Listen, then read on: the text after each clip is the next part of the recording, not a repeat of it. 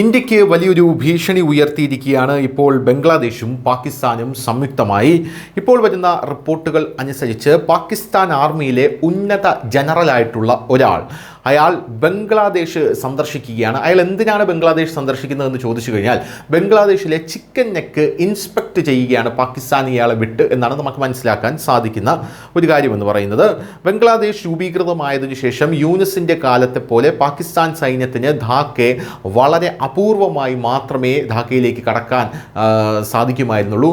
ബംഗ്ലാദേശ് രൂപീകൃതമായതിനു ശേഷം പാകിസ്ഥാൻ ബംഗ്ലാദേശിൻ്റെ ഒരു ആക്സസ്സും ഇല്ലായിരുന്നു എന്നുള്ളതാണ് യഥാർത്ഥത്തിലുള്ള കാര്യം. ഇപ്പോഴിതാ ബംഗ്ലാദേശിലേക്ക് പാകിസ്ഥാന് സമ്പൂർണ്ണമായിട്ട് ആക്സസ് യൂനിസിൻ്റെ കാലത്ത് ലഭിച്ചിരിക്കുന്നു. അവിടെ നിന്നും ചിക്കൻ നെക്ക് വരെ അവർ എത്തിയിരിക്കുന്നു എന്ന് നമ്മൾ മനസ്സിലാക്കിയെടുക്കണം.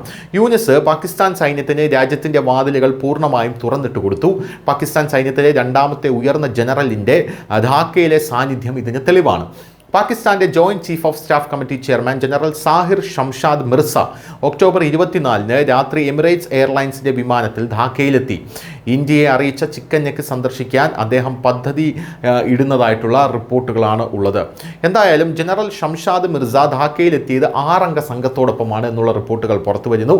ഇതിൽ ഭാര്യ ഷാസിയ സാഹിർ, ബ്രിഗേഡിയർ മുഹമ്മദ് റാഷിദ് ഖാൻ, കൊമോഡോർ ഖാൻ മുഹമ്മദ് ആസിഫ്, 2 മേജർമാർ എന്നിവരും ഉൾപ്പെടുന്നു.